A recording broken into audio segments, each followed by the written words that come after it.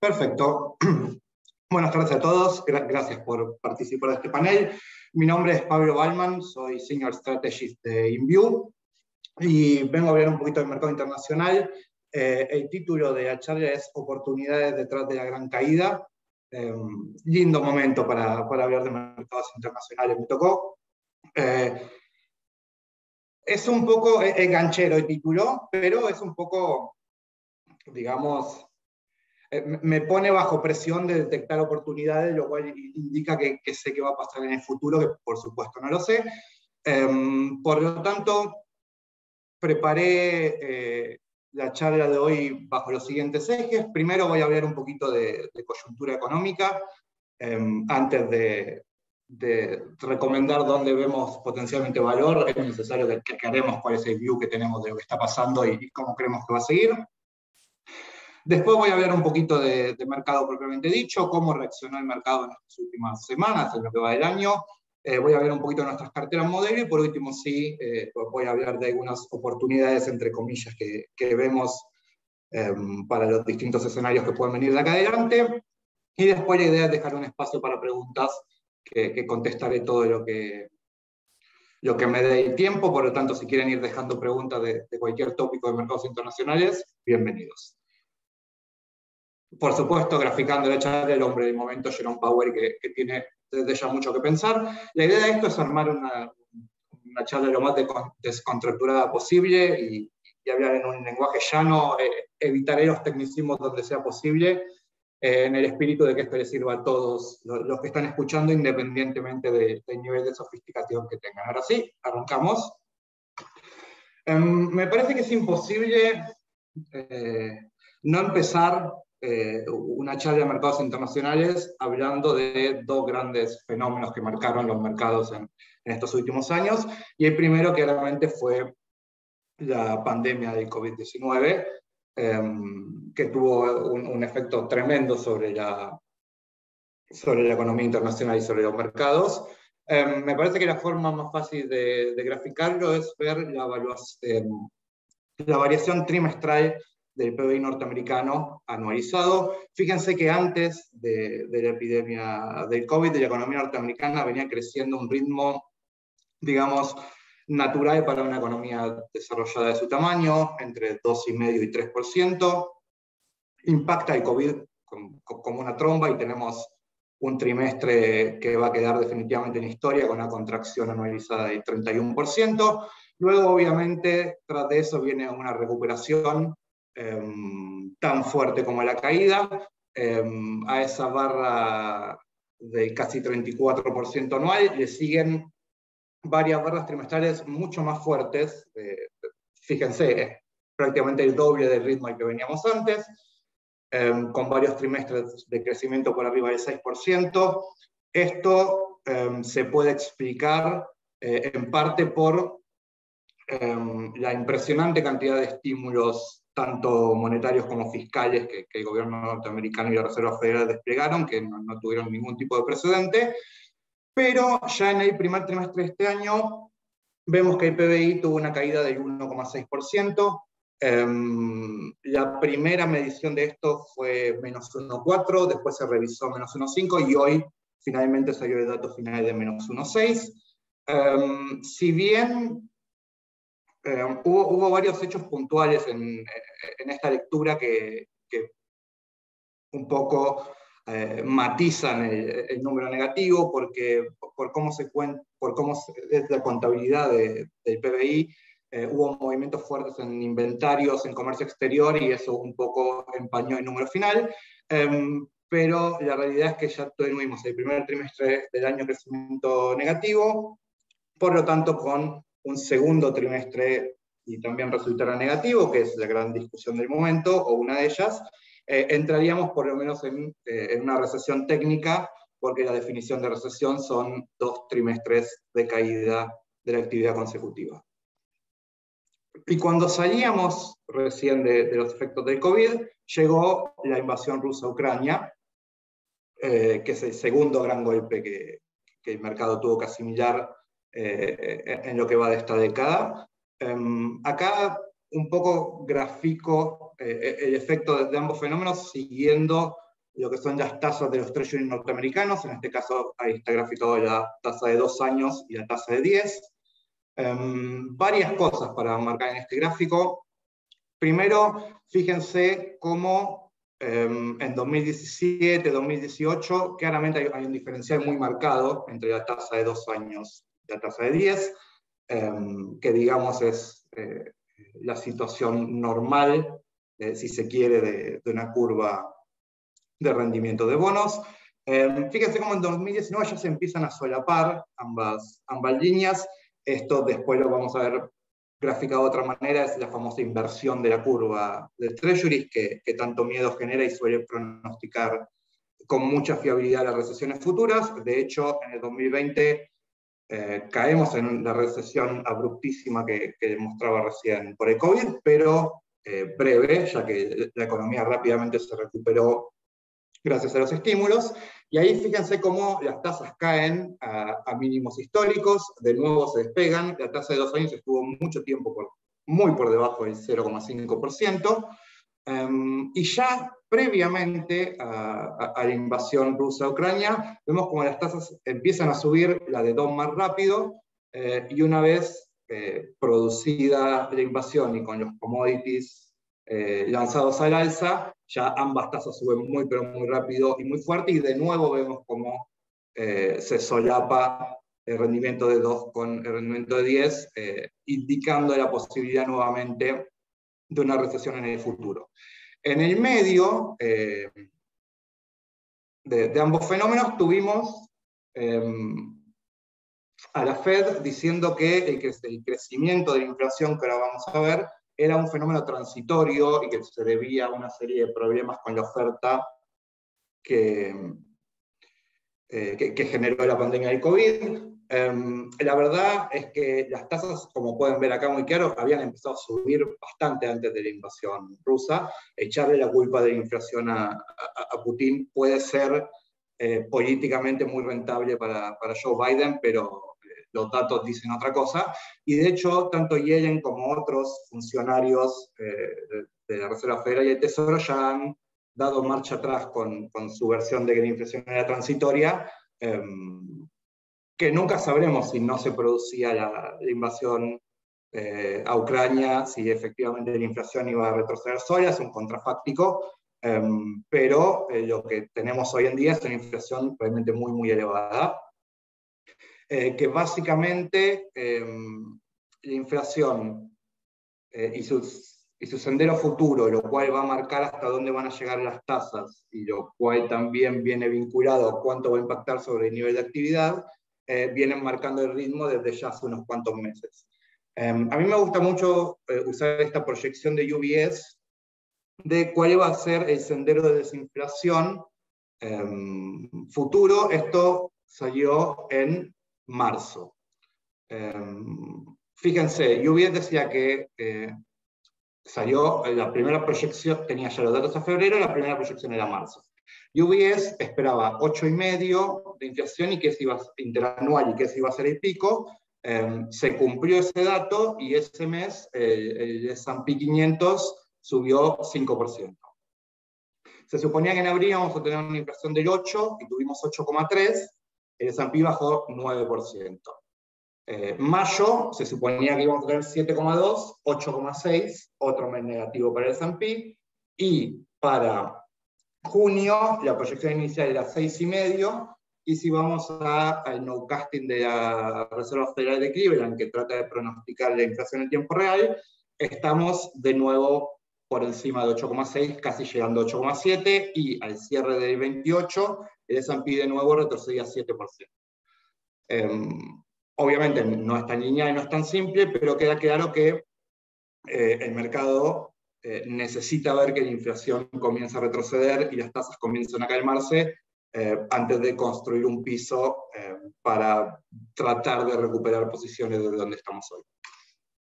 Ahora bien, la inflación es, por supuesto, un fenómeno global en estos momentos, y cada país o bloque la enfrenta con sus herramientas y de distintas maneras. Arriba a la izquierda, Estados Unidos, fíjense cómo en el pasado podemos ver momentos donde la tasa estuvo en términos reales positiva, incluso con inflación en orden del 15%, la famosa era Volcker, y podemos ver cómo ahora la inflación subió hasta casi, en términos históricos, máximo de los últimos 40 años, y recién ahora tímidamente la Fed comienza a subir la tasa para intentar poner las cosas bajo control.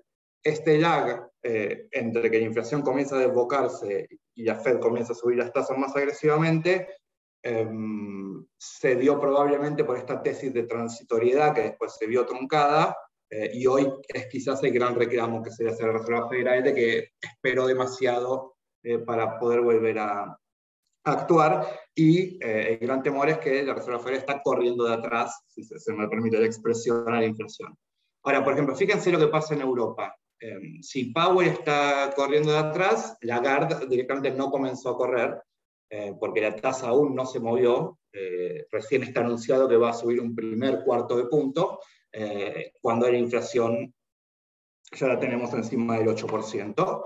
En cambio, por ejemplo, Brasil, que tiene una larga trayectoria de tasa positiva y un mercado de reales muy fuerte, y algo que debería ser, creo yo, el modelo a imitar por la región, en cuanto vio que la inflación comenzaba a subir, rápidamente comenzó a subir la tasa Selic, y hoy nuevamente estamos en zona de tasas reales positivas.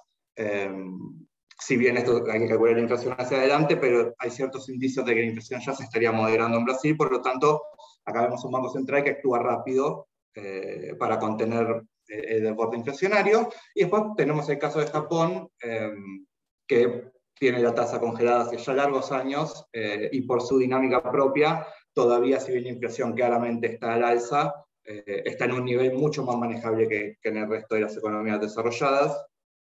Acá hay algo de eso del viejo chiste de que hay 4 tipos de países desarrollados, emergentes: Argentina y Japón. Bueno, Japón claramente tiene una dinámica muy particular.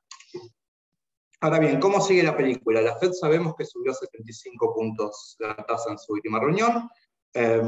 Se descuenta en los precios de los mercados de renta fija.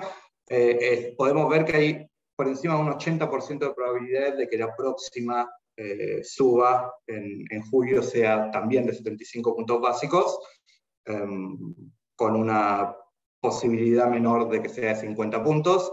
Lo lógico sería que, dado que el mercado ya está convalidando 75 puntos, salvo que tengamos algunos datos que traigan cierto alivio sobre las preocupaciones inflacionarias, la Fed de otro ajuste de 75, llevando la tasa hasta en la zona de 2.25, 2.50. ¿Por qué la inflación podría seguir alta en los próximos meses y forzar a la Fed a que continúe incrementando el ritmo de subas de tasas? Bueno, básicamente, según marca esta encuesta de Financial Times, el problema acá es geopolítico y en los precios energéticos. De hecho, el cuadro que está dentro del cuadro marca cómo la energía viene siendo por lejos el principal factor que impacta sobre el CPI en los últimos meses. Y acá se genera un problema, que es que evidentemente la Fed puede hacer muchas cosas, pero no puede imprimir ni petróleo ni gas. Lo que puede hacer es generar condiciones contractivas que quiten demanda. No puede generar más oferta, y en el medio, por supuesto, puede haber daño colateral en el resto de la economía, y ese es un poco el gran tema de este momento. Son estos dos: primero, la inflación, dónde va a frenar, y segundo, cuál va a ser el daño que va a ser necesario que la economía sufra para que el andar de los precios se modere. Esto es lo que les comentaba antes, en este debate de, bueno, recesión o soft landing, un aterrizaje suave, digamos que la economía tenga una recesión técnica, si se quiere, por 2 trimestres negativos consecutivos, pero termine el año creciendo un módico sub 2%, digamos 1% a esta altura. Y les comentaba que cuando la tasa de 2 años y la tasa de 10 se invierten, esto es un fenómeno que suele anticipar las recesiones. Fíjense cómo acá tenemos desde los 70 en adelante, cada vez que el spread, o sea, el diferencial se vuelve negativo, tenemos al tiempo una recesión, y como ya tuvimos casi una inversión y de nuevo estamos cerca en las últimas semanas. De hecho, durante la rueda llegó a invertirse, esto es precios de cierre, pero de cualquier manera, esto no es una señal inminente. El promedio histórico es que desde que se invierte la curva pasa en promedio 16 meses hasta que tenemos una recesión. Es decir, que esto no es una señal inminente, pero es otro data point que apunta hacia por lo menos una desaceleración muy seria de la economía norteamericana. Y en la misma línea va el índice de confianza del consumidor. Fíjense cómo antes de la recesión de los primeros años del 2000 cayó la confianza, cómo cae de nuevo obviamente en la gran crisis financiera del 2008, cómo cayó con el COVID y cómo ahora está en una tendencia marcadamente negativa en estas últimas mediciones. Entonces, ¿cuál es la respuesta a este gran incógnita? Bueno, esa es la pregunta del trillón de dólares. Tenemos opiniones en ambos sentidos. Powell habló ayer. Lo dejé en inglés esto porque es difícil de traducir, pero dijo que the US economy is actually in pretty strong shape, que sería algo así como que en realidad la economía norteamericana está bastante fuerte, y él dijo que un aterrizaje suave es posible, pero va a ser un desafío. En cambio, del otro lado tenemos muchísimos inversores, analistas, ex miembros de la Fed que dicen que ya estamos en una recesión o que la recesión es ineludible.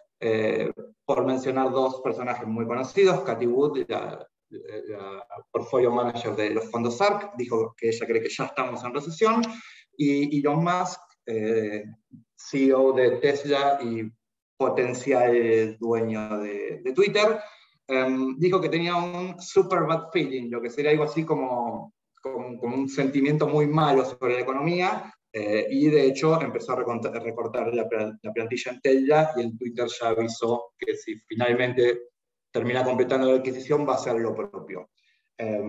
Quizás la mejor herramienta que tenemos para medir en tiempo real esto es, de nuevo recurrimos a los archivos de la Reserva Federal, esta vez de Atlanta. Ellos tienen un estimado de PBI en tiempo real, que es la línea verde. Fíjense cómo en mayo estábamos encima del 2%, cerca de lo que decían la mayoría de los analistas en ese momento, y como eso fue claramente a la baja, hasta que hace un ratito apenas se actualizó por última vez con una proyección de -1, que de darse, efectivamente confirmaría que la economía norteamericana habría entrado en recesión, dado que, como vimos antes, el previo era -1,6. Ahora bien, este es el panorama. ¿Qué es lo que nos viene mostrando el mercado en lo que va del año?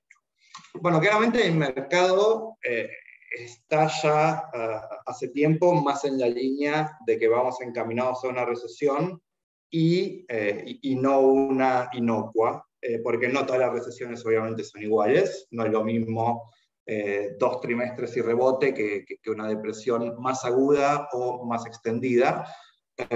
Si miramos los principales índices norteamericanos, la caída de máximos a mínimos, en el caso del Nasdaq supera el 33%, el Russell 2000 está ahí cerquita, el S&P también entró en bear market cayendo 23,5 de punta a punta, y el Dow Jones, que es el que mejor la viene llevando por el perfil de sus holdings, llegó a caer 18,8%.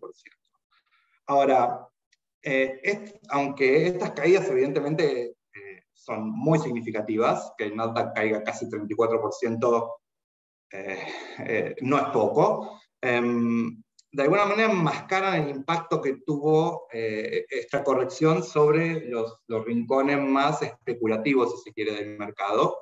Fíjense, esa caída del Nasdaq compara contra una caída superior al 76,5 de ARK, de la mencionada Cathie Woods, de punta a punta, y después tenemos algunos nombres seleccionados discrecionalmente de papeles que cayeron más del 85%, y donde hay acá incluso algunos nombres quizás no reconocidos para el gran público, pero sí para el público inversor, y de industrias que en algún momento tuvieron gran cantidad de expectativas futuras, como pueden ser la industria del cannabis, brokers de criptomonedas, movilidad eléctrica, préstamos online, y todo esto lo vemos con caídas que llegan hasta el 95%.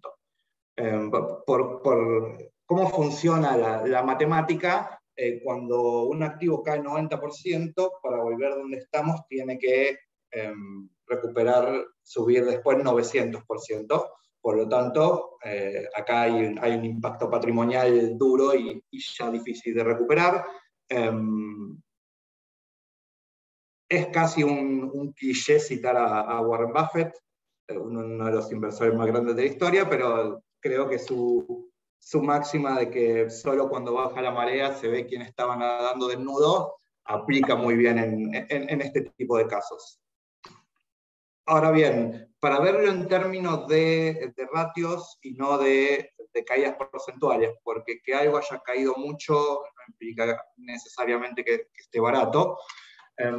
Si lo vemos en términos de ratio de price over earnings, o sea, cuántas veces las ganancias de la empresa estoy pagando para llevarme la capitalización bursátil, se corrigió muy notoriamente, si se quiere, el exceso que tuvimos a la salida de la pandemia del COVID.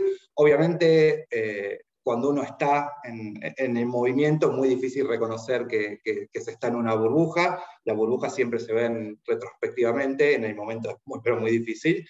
Pero fíjense que tuvimos en la época de las .com y en esta salida del COVID, ratios de forward, o sea, del año que viene, no del pasado, que estuvieron por encima de las 25 veces, y esta corrección importante lo llevó a 16,4, que incluso estamos por debajo del promedio desde 1990 hasta acá, que está en 17,3 veces. O sea que claramente hubo una depuración de excesos del mercado, y si bien esto no garantiza que de acá hacia adelante el mercado vaya a subir, sí nos marca que estamos partiendo de un punto de arranque bastante más razonable que donde estábamos hace apenas un año y medio. Lo primero que voy a decir sobre el mercado es que lo que no hay que hacer es entrar en pánico. El mercado es así, si el mercado siempre fuera para arriba, esto sería muy, pero muy fácil. Y la verdad es que siempre, a lo largo de toda la historia, hemos tenido todo tipo de razones para vender, y caídas pronunciadas en mayor o menor medida. Fíjense, esto es de 1950 hasta bien entrado el siglo XXI, y ahí marca un montón de sucesos donde uno podría haberse asustado y vendido su posición de renta variable. La realidad es que el que se quedó obtuvo un rendimiento de 100 veces por encima de la inflación en el periodo. Por lo tanto, mi primera recomendación es no entrar en pánico. En todo caso, analizar las tendencias que uno tiene y si se siente cómodo con ellas, pero la solución a esto no es vender y escapar. Si uno está pensando en el largo plazo, porque obviamente después en el piso nadie suena una campanita y el riesgo es después no volver y perder la recuperación. Por lo tanto, lo primero y quizás más importante que tengo para decir es: sí, estamos en una situación compleja, el mercado cayó con fuerza, algunos sectores cayeron muchísimo, fueron diezmados literalmente, pero no hay que entrar en pánico y hay que mirar para adelante con un espíritu constructivo y sabiendo que en todo caso las condiciones en estos momentos son más favorables de donde estábamos hace no tanto tiempo. Nosotros en InView tenemos 3 carteras modelo offshore, también tenemos 3 onshore y una de CDRs. que son un poco nuestra recomendación base para portafolios acotados. Por supuesto, para casos de portafolios más grandes, trabajamos en personalizarlos o en modificar portafolios que ya están armados, pero digamos que alguien que tiene una cartera estándar y nos pregunta qué invertir, esta sería un poco nuestra recomendación base. Nosotros trabajamos mucho con ETFs, aunque podemos trabajar con mutual funds si el cliente nos lo pide, pero digamos que por varias cuestiones de liquidez, costos y demás, solemos trabajar en base a ETFs y diversificación.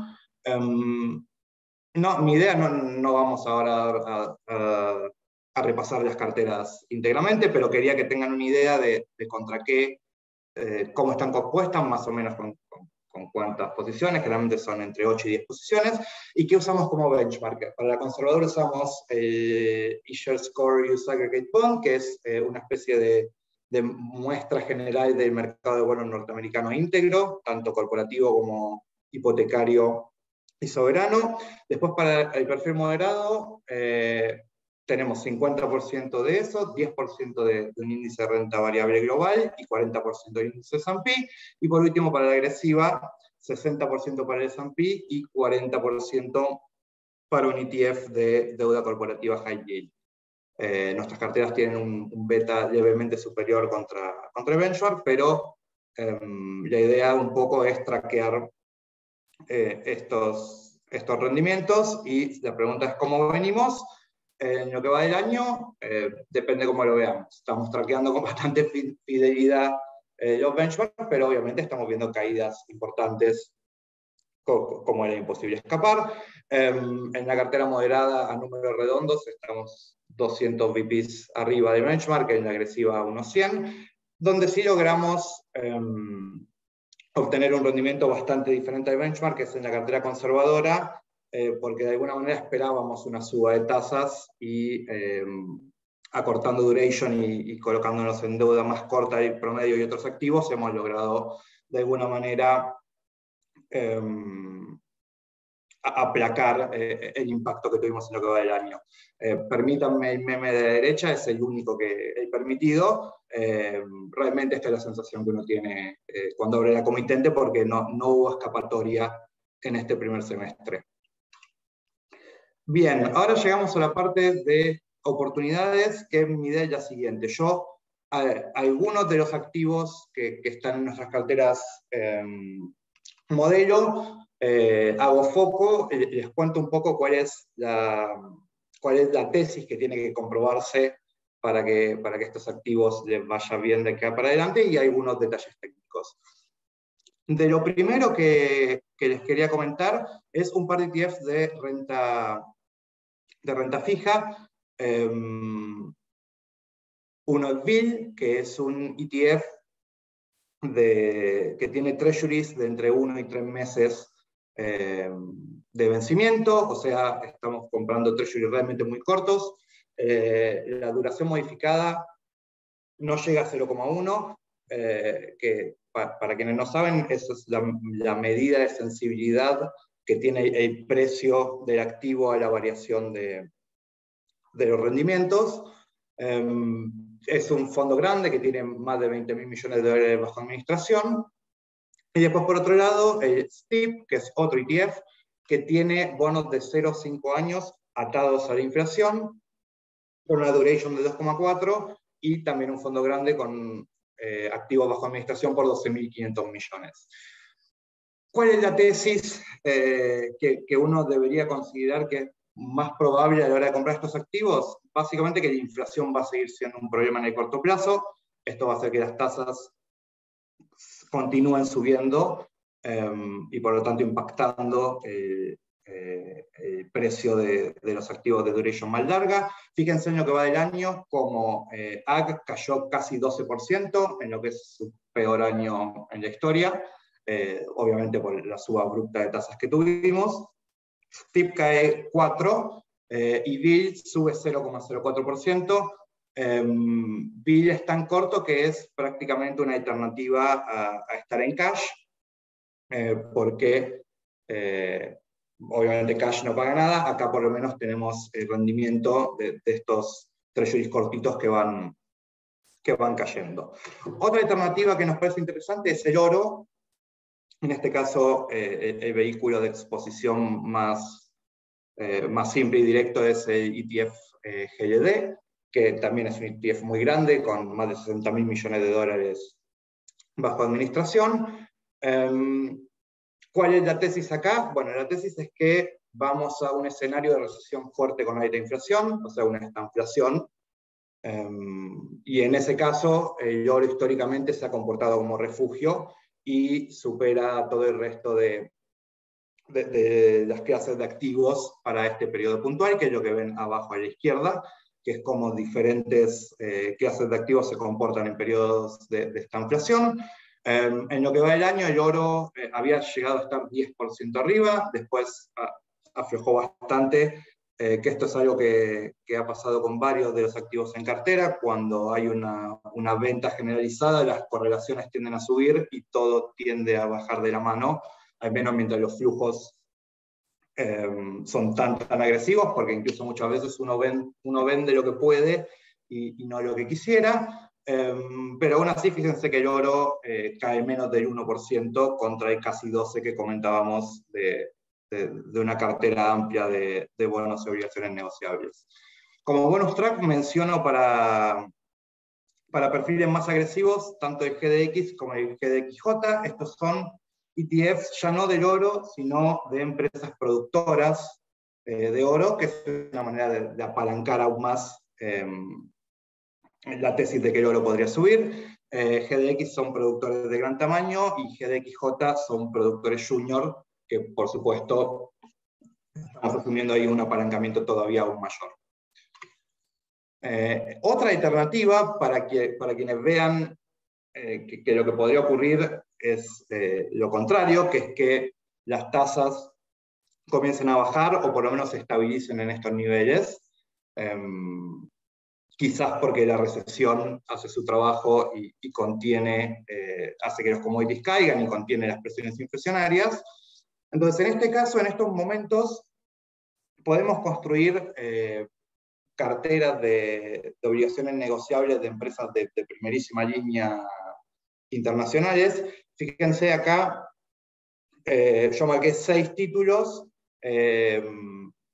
cuál es su rendimiento, y la curva punteada que ven abajo es el rendimiento de la curva de Treasuries. Esto era ayer, aclaro porque esto se mueve tanto que ya está desactualizado. Pero bueno, fíjense cómo construyendo este portafolio, esto es todo obviamente investment grade, grado de inversión, de hecho va de AA- hasta menos las calificaciones, todos nombres reconocibles y de sectores diferentes. Podemos armar una cartera con una duration de 5 que rinda aproximadamente 4,3%, lo cual obviamente contra una inflación de 8 no parece tan atractivo, pero si uno piensa que la inflación va a tender a bajar y va a volver a niveles de 2,5-3 en no demasiado tiempo, una apuesta de este tipo puede ser ganadora, y además es algo que muchos clientes nos piden porque es una posición claramente conservadora, con un riesgo acotado, y que incluso modificando las ponderaciones o incluyendo otros títulos más largos o más cortos, se puede customizar muy fácil cuál es la duration objetivo que uno quiere obtener, y por eso muchas veces se arman estos portafolios en lugar de simplemente recomendar un ETF de deuda corporativa, que por supuesto los hay. Ingreso ya en recomendaciones más para un perfil moderado. Abandonamos el mundo de la renta fija y nos introducimos en la renta variable. Comienzo por otro ETF que es el XLB, que básicamente es un fondo para el sector salud, también muy grande, más de 37.000 millones de dólares bajo administración. ¿Cuál es la tesis acá? Bueno, la tesis acá es que vamos hacia un escenario de recesión, pero que no va a ser tan aguda como para desencadenar una depresión o una recesión que se extienda por mucho tiempo. Fíjense en lo que va del año, XLB sí cayó, pero cayó menos del 10%, comparado contra el casi 20% del S&P. Y fíjense que los holdings está bastante diversificado y tenemos nombres archiconocidos por todo el mundo, como Johnson & Johnson, Pfizer o Merck. Antes de explicar muy brevemente por qué nos gusta este sector en particular, dejo como bonus track dos REITs. Los REITs son vehículos con una estructura muy particular. Son Real Estate Investment Trusts, que bueno, tienen toda una serie de particularidades que exceden el scope de esta charla. Pero son dos REITs del sector médico que para un perfil más agresivo pueden ser interesantes por el nivel de dividendos que están pagando. Uno es General Medical y el otro es Omega Health Investors. Esto solo lo dejo como una mención. Pero volviendo al sector salud, fíjense que nos tomamos el trabajo de analizar en las anteriores recesiones cómo le fue a cada sector dentro del S&P. Obviamente no somos los únicos que hicimos esto, pero acá están nuestros números. Y fíjense que los dos sectores que mejor les fue, y por diferencia en estos entornos recesivos, fueron consumo básico, o sea, consumer staples, comida, limpieza y demás, y salud.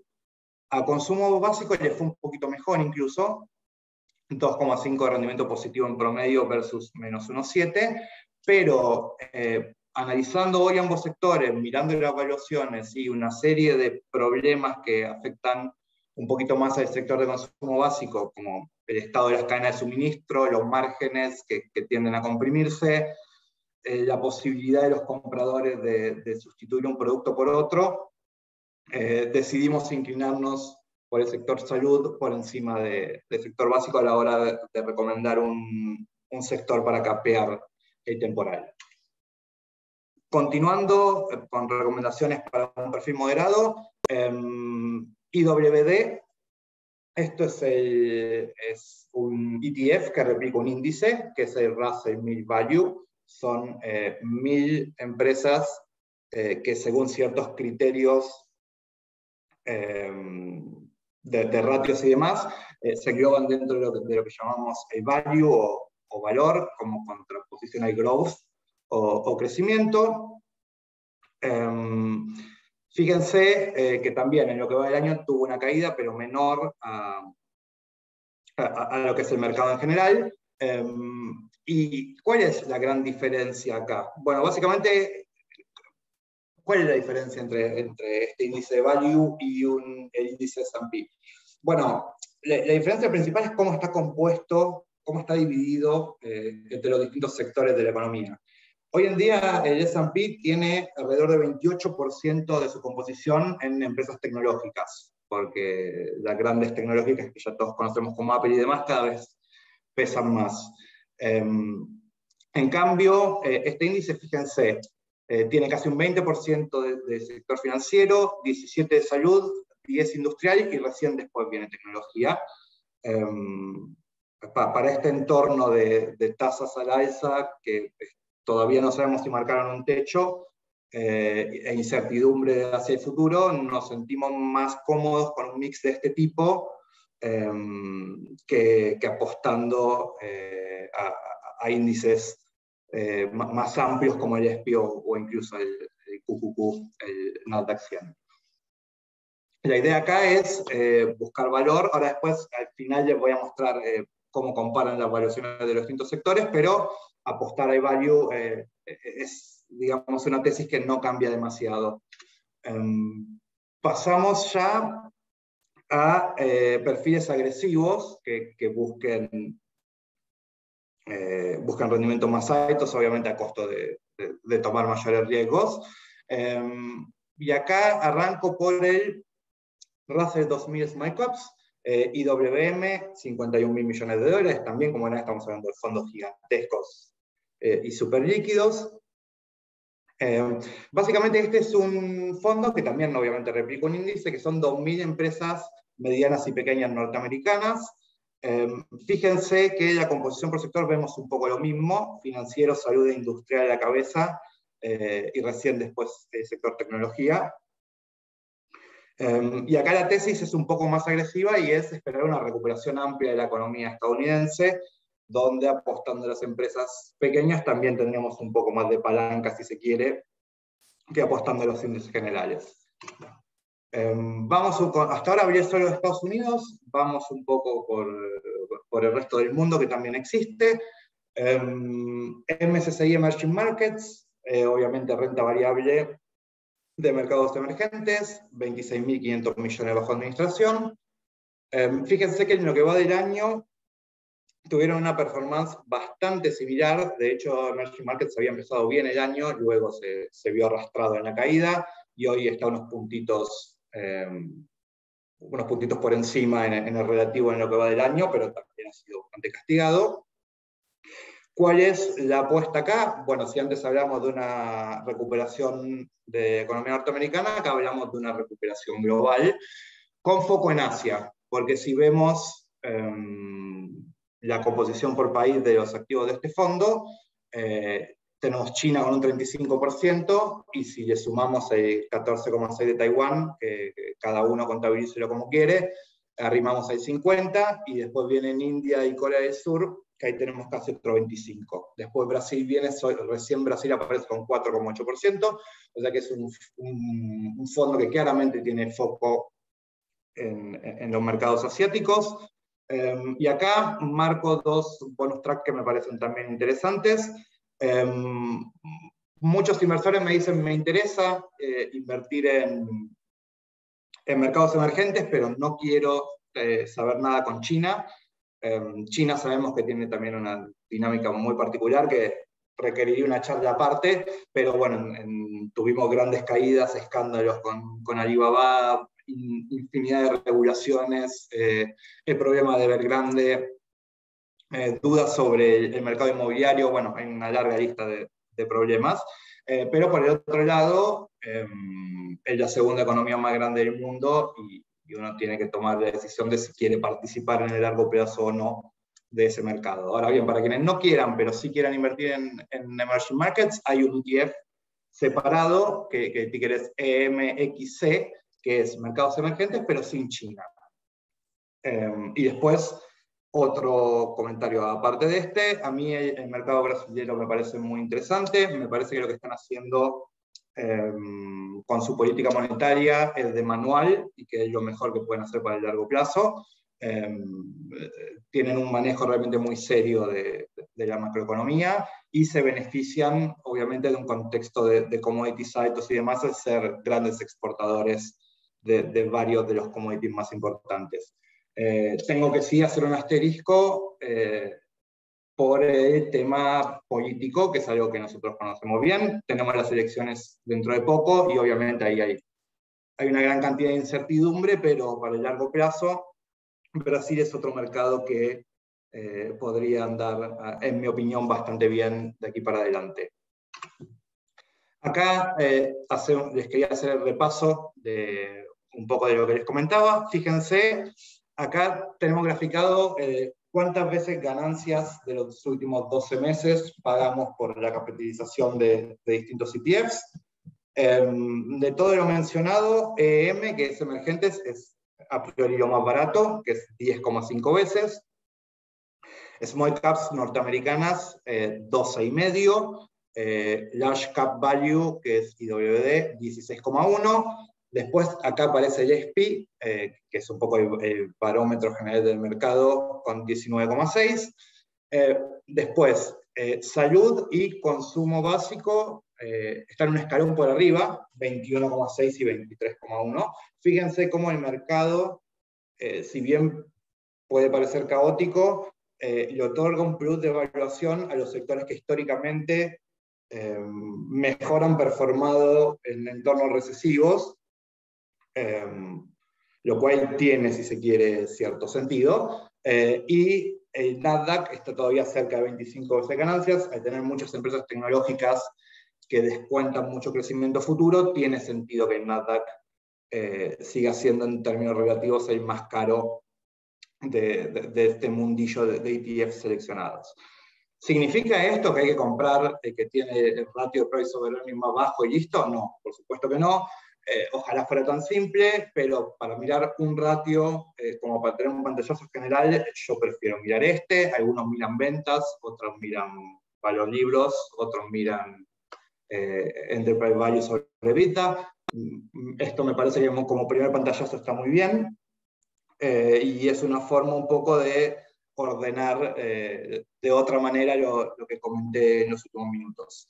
Por último, y ya le dejo espacio a las preguntas, me voy a animar, hasta ahora mencioné solo ETFs, para hablar de una cartera modelo para un potencial cliente del que no conozco nada, me parece lo más honesto intelectualmente, por liquidez, por costos y por diversificación, pero me voy a animar acá a mencionar dos picks discrecionales de acciones, que son Google y Meta, Alphabet y Meta, anteriormente conocido como Facebook.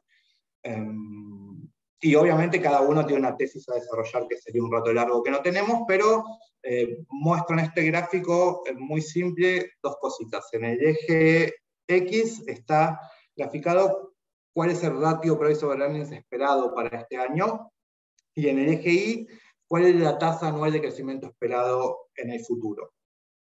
Entonces, fíjense, tenemos 4 papeles, si se quiere, tradicionalmente value, que son Johnson & Johnson, Walmart, Procter & Gamble y Coca-Cola, consumo masivo, retail, todos los conocemos. Y fíjense esto, Google cotiza a un ratio price over earnings similar a Johnson & Johnson y Walmart, pero se espera que crezca a 2,5 veces la velocidad o más. Mientras que Meta crece a un ritmo similar al de Walmart o Coca-Cola, en realidad bastante más alto, pero seamos generosos con una franja, porque de cualquier manera estos son pronósticos y pueden fallar, pero tiene un ratio price mucho más bajo, o sea que es mucho más barato, y esto no es normal. Lo normal es que esto esté ordenado de otra manera, lo cual a mi criterio es una oportunidad de acá a futuro. De hecho, fíjense, Russell recientemente modificó sus índices e incluyó en su índice de acciones de valor, acciones value, Meta, PayPal y Netflix. Si hace 2 años alguien me hubiera dicho que Facebook, PayPal y Netflix eran acciones para colocar en un índice de value investing, hubiera creído que se había vuelto loco, pero acá estamos. En el mercado nunca hay que decir nunca, y esta es un poco la situación en la que estamos hoy en día. Dicho esto, me quedan 10 minutitos que podemos dedicar a preguntas.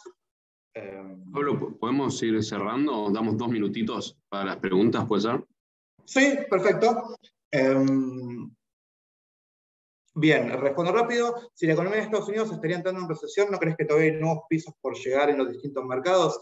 Bueno, en realidad el mercado se anticipa de alguna manera, y cuando sepamos cuál va a ser el impacto de la recesión, ya va a ser tarde, y es muy probable que el mercado haga piso bastante antes de que salgamos de la recesión, cuando se convenza que es inminente de que la salida está hacia adelante. Por lo tanto, es muy difícil pegarle al timing ese.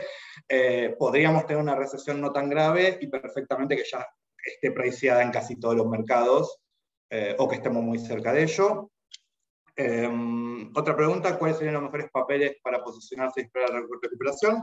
Bueno, un poco todos los papeles que comenté son algunos de ellos. ¿Es momento de incorporar acciones o esperar el reporte de resultados de tecnológicas? Bueno, esperar el resultado de los reportes, claramente después puede ser tarde, ¿no? Pero bueno, yo por lo menos en grandes papeles como los dos que comenté, me parece que es buen momento para ir tomando posición. Hay otras preguntas en el chat, lamentablemente por una cuestión de tiempo no podemos. Les agradezco a todos la atención. Si alguien me quiere consultar algo, me puede encontrar en LinkedIn con mi nombre sin ningún problema. Le agradezco a ExpoEFI y si le parece, señor moderador, cerramos acá. Muchas gracias, Pablo. Un gusto, gracias.